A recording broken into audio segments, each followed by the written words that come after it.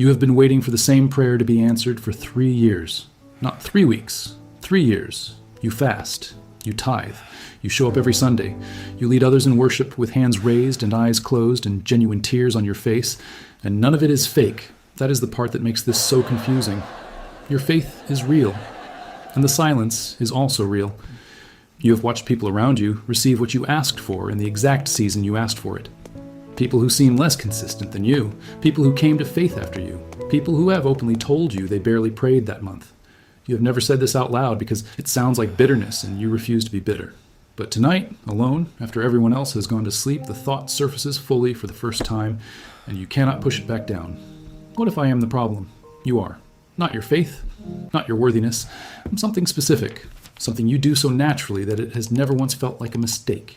It is standing directly between you and what God already approved. And tonight is the night you finally find out what it is. The first thing you need to understand is that the silence is not punishment. You have been treating it like punishment. Every unanswered prayer has felt like evidence of something wrong with you. Your faith too small, your past too present, your obedience too inconsistent. So you compensated. You prayed longer. You fasted more days. You gave more money. You served more hours. You built a case for yourself before God as if He were a judge who needed convincing. As if the breakthrough was the reward for sufficient effort and the silence was the consequence of insufficient effort. But that is not how this works. The silence is not the sound of God ignoring you. It is the sound of God doing something inside you that requires quiet. There is a difference. You have spent 3 years treating them as the same thing. They are not. The second thing is harder to receive. You have been asking God for the thing, but you have not been asking God what the thing is for. There is a version of the answer you have been praying for that would have destroyed you 18 months ago. You know this now, even if you don't know how you know it. The character required to steward what you have asked for is still being built in you. Not slowly, not incompletely. Being built with the specific architecture, the specific weight of what you're about to carry will require. You read that verse about how He who began a good work in you will complete it, and you applied it to the breakthrough. But He was talking about you. The good work being completed is not your circumstance. It is you. The breakthrough is already scheduled. The appointment was never canceled. What is being completed is the person who will be standing in the room when it arrives. You have also been believing a version of God that is smaller than the one you actually serve. Not in theology. You know the right words about His omnipotence, but in practice, in the felt reality of your daily prayer life. You have been operating as though God responds to pressure, as though the combination of enough fasting and enough tears and enough public confession moves His hand in your direction. But His hand was already extended before you reached. The breakthrough you have been fasting toward is not a reward He is withholding pending sufficient sacrifice. It is a gift He prepared before you knew you needed it. The problem is not that He isn't giving. The problem is that you have not yet become the version of yourself who can receive it without it becoming a substitute for Him. He knows what happens when He gives you this thing before you are rooted enough to keep it from replacing Him. He has watched it happen in others. He loves you too much to let it happen to you. Then there's the thing you do on the mornings when the silence feels loudest. You go somewhere else. Not in sin.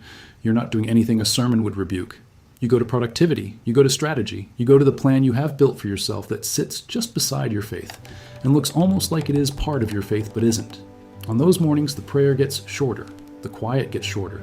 The discomfort of waiting gets replaced with the comfort of activity. You have told yourself this is stewardship, that God helps those who help themselves, that faith without works is dead, that you are just being responsible. And stewardship is real, and faith does require works. But what you're doing on those mornings is not stewardship. It is escape. The plan has become the place you go when trusting God feels like too much. God sees this. He is not angry about it, but He will not compete with it. He waits. And while He waits, you keep running the plan. And the plan keeps returning you to the same place you started. Not because the plan is wrong, because you are running it from a place that was supposed to be His. You have also been carrying the weight of what others think about your process. You have never named it directly, but it is there. The low hum of embarrassment about how long this is taking. Other people know you have been believing for this thing. Some of them have quietly stopped asking. Some of them have gently suggested alternatives. Some of them have watched you persist with an expression that is almost pity and is definitely confusion. And their confusion has gotten inside you. Not completely. Not enough to make you quit. But enough to make you wonder if persisting is wisdom or if it is stubbornness that you have dressed in the language of faith. That wondering has cost you more than you know. Every hour you spent defending your faith inside your own mind was an hour that should have been spent simply holding it. Certainty about what God told you does not require you to argue for it internally on a rotating basis. The fact that you keep revisiting the argument is not evidence that the promise was unclear. It is evidence of what happens when you let someone else's confusion become your question. God went silent in this season because the thing he wants to give you requires a version of you that you could not have become in noise. Noise keeps you on the surface. Noise gives you enough comfort to avoid the rooms inside yourself that the silence forces you to enter. In noise, you can perform faith. In silence, you have to be it. There is no crowd to rise to. There is no moment to rise to. There is just you and him and the discomfort of not knowing how long this lasts and whether you have the patience to last as long as it does. That discomfort is not incidental to the process. It is the process. The capacity to remain faithful when there is no visible evidence of return. That capacity is not just a character trait. It is the foundation the thing you are about to receive will be built on. He is not withholding the breakthrough. He's building the ground it will stand on. The silence is also protecting you from a version of your testimony that would not help anyone. If the answer had come 18 months ago, you would have told people that persistence works, that if you fast enough and pray enough and show up enough, God moves. That testimony would have sent people into performance, into the kind of faith that measures itself in output and collapses when the output doesn't produce the result. But the testimony you are being given now is different. You are being given the testimony of a person who stayed when it made no logical sense to stay, who continued to believe when the evidence argued against it, who came out of a long season of silence, not with bitterness, but with a knowing so deep it doesn't require explanation. That testimony will reach people who are in the silence right now and have already stopped believing that waiting is a legitimate spiritual posture. You're being prepared to be proof that it is. He is not far.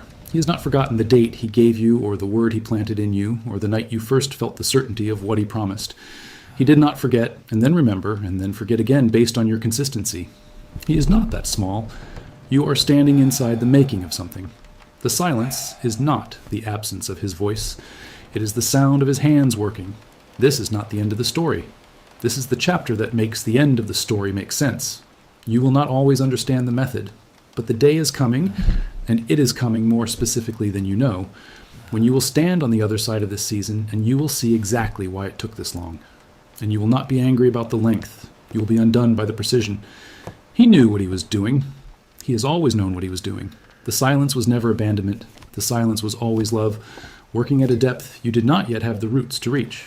You have spent seasons reading about others who waited. Abraham waited decades. Joseph waited in a pit and then in a prison before he waited in a palace. David was anointed king and then spent years hiding in caves from the man he was anointed to replace. You have read all of it. You have preached it to yourself on the hard mornings. But reading about waiting and being inside it are two completely different experiences. And you have been inside it long enough to know that the inspirational version of those stories leaves out the part where the person in the middle of it has no idea they are in the middle of a story at all. Abraham did not know the end when he was in the middle. Joseph did not know the end when the pit was dark and the traitors were coming.